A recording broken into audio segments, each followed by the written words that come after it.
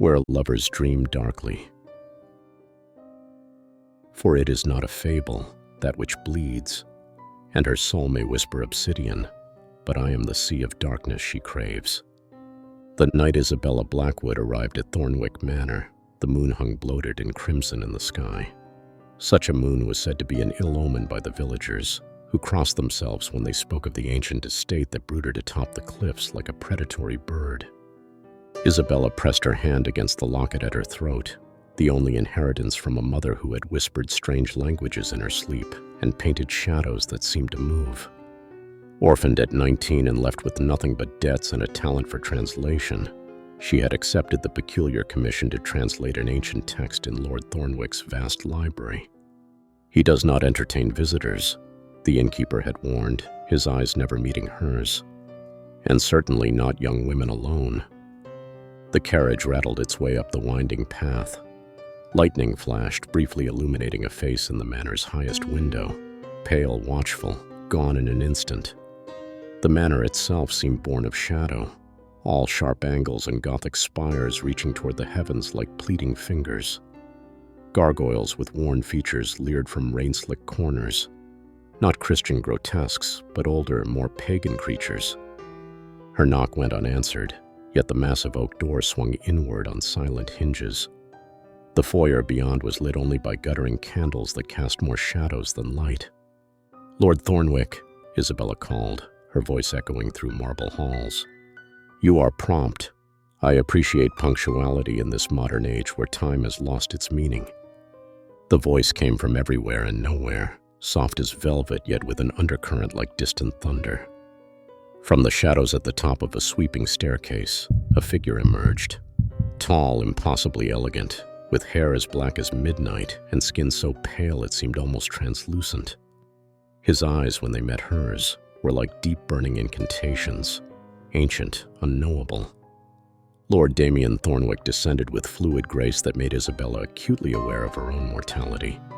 He wore garments of another era, a midnight blue waistcoat embroidered with a silver thread that caught the candlelight like stars. "You've come on an auspicious night, Miss Blackwood," he said, taking her gloved hand. Even through the fabric, his touch sent a chill through her bones, yet awakened something dormant within her blood. The crimson moon. The ancients believed it thinned the veil between worlds. "I'm afraid I don't subscribe to superstition, my lord," Isabella replied, though the words felt hollow even as she spoke them. Since childhood, she had been drawn to shadows, finding comfort in darkness where others found fear. A smile played at the corner of Damien's mouth. "As you wish." Thunder rolled across the distant sea, its sound reverberating through the stone beneath their feet. "I will show you to the library. The text awaits your expertise." The library towered 3 stories high, accessible by ornate spiral staircases. The smell of ancient parchment mingled with something else, incense perhaps, or a more metallic scent she couldn't identify. Books and languages she recognized, and many she did not, lined every available space. At the center, on a pedestal of black marble, sat a single volume bound in what appeared to be obsidian leather.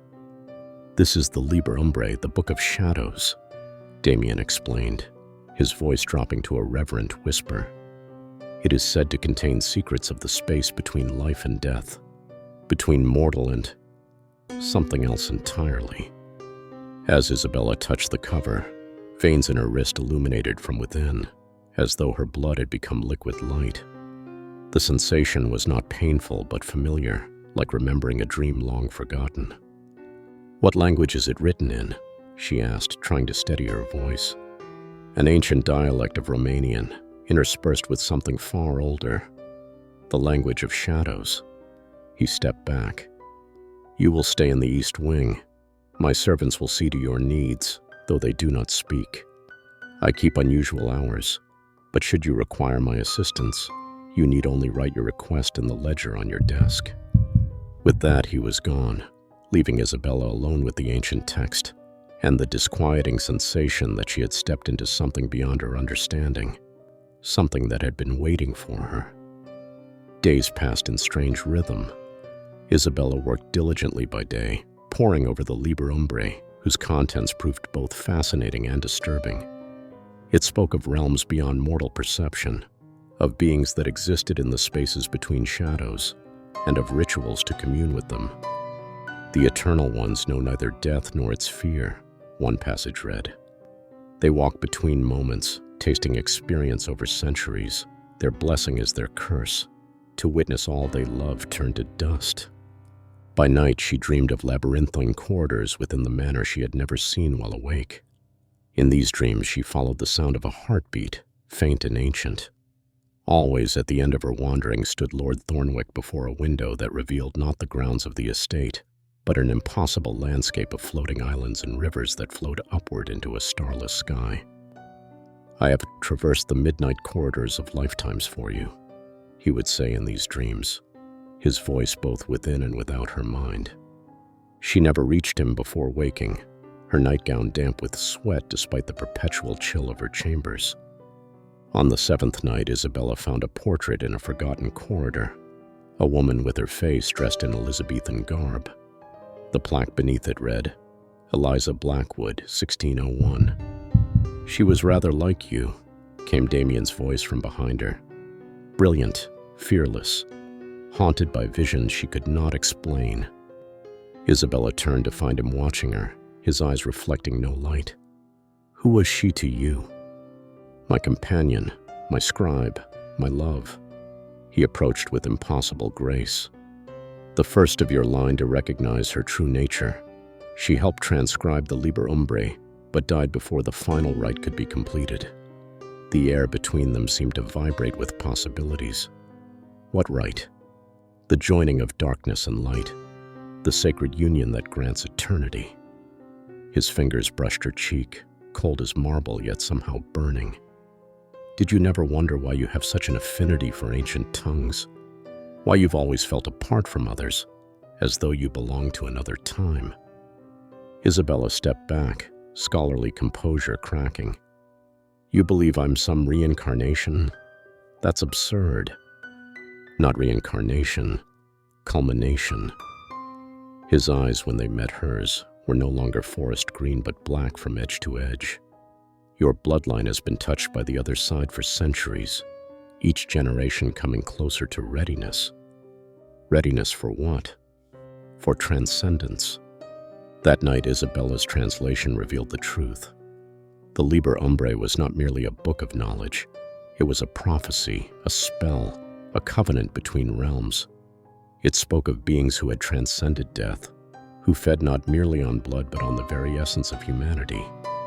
Beings who could offer a terrible gift in return, immortality. The realization should have terrified her. Instead, it awakened memories that could not be her own, of midnight rituals in ancient forests, of knowledge forbidden and sublime, of loving Damien through centuries, through different bodies and names. Unable to sleep, she followed the sound of a solitary violin through corridors that shifted like living things. She found him in a chamber dominated by an enormous four-poster bed draped in crimson velvet. The walls were adorned with paintings that depicted scenes from the Liber Umbrae, rituals conducted under bleeding moons, lovers entwined as they transformed. "You didn't need a translator," she said from the doorway. "You needed me." Damien lowered his violin. "I needed you to remember." The sound of the sea crashed against the cliffs below, the rhythm matching her heartbeat. The choice must be made freely, with full understanding. That is the law of our kind. And what are your kind exactly? Though she already knew the answer, had read it in the ancient text, had felt it in her blood. "We are the Umbrae, the shadows, neither living nor dead, but existing in the spaces between." He approached her, and the candles in the room flickered, as though caught in a draught. "We were human once, some of us centuries ago, some millennia. We can offer the same to those whose bloodlines are compatible." "Like the Blackwoods." "Yes." His voice held an ache of loneliness that spanned centuries. "I have watched over your family for generations, waiting for one who could complete what Eliza began." Isabella thought of her life, the emptiness that had followed her always, the sense that she was meant for something beyond the mundane world. "And if I refuse?" Then you may leave with compensation for your time and memories that will fade to dreams. His expression was solemn, almost sad. But I do not think you will refuse, Isabella Blackwood. I have lived long enough to recognize a soul that craves transcendence. He was right, and this knowledge terrified her more than anything else. What happens if I accept? Pain beyond measure, followed by pleasure beyond comprehension. His honesty was brutal and beautiful. You will leave behind all you have known, but you will gain eternity, knowledge beyond mortal understanding, and he hesitated. You will not be alone, as I have been these centuries. The crimson moon rose outside the window, bathing the room in bloody light. Isabella stepped forward, decision made. Not in this moment, but perhaps centuries ago when her ancestor first penned the Liber Umbrae under Damien's guidance. The prophecy speaks of blood freely given, she said. Take mine. Their lips met in a kiss that transcended time. Images flooded her mind, herself and Damien through the centuries, watching civilizations rise and fall, accumulating knowledge, experiencing the infinite varieties of existence. As his teeth found her throat, there was pain that transmuted instantly to ecstasy.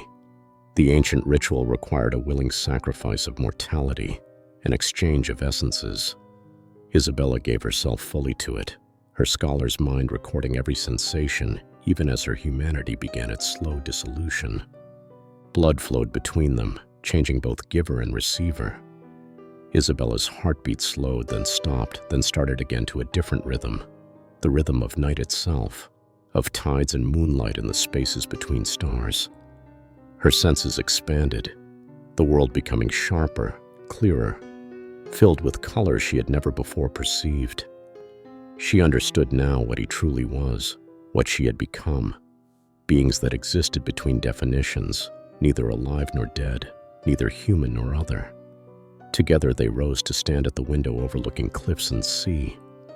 Isabella felt no cold, no fear, only a vast and terrible freedom. What now? She asked, though the question seemed almost irrelevant in the face of eternity. Damien's smile held centuries of secret knowledge. Now, beloved, we begin. The world awaits, and we have beyond forever to explore it, its beauty and its darkness. As dawn approached, they retreated from its light, not in fear but in recognition of their new nature. In the depths of Thornwick Manor, in chambers unknown to human architects, they would dream together through the daylight hours. And when night fell again, they would emerge, immortal lovers bound by ancient prophecy, to feast on the essence of existence itself.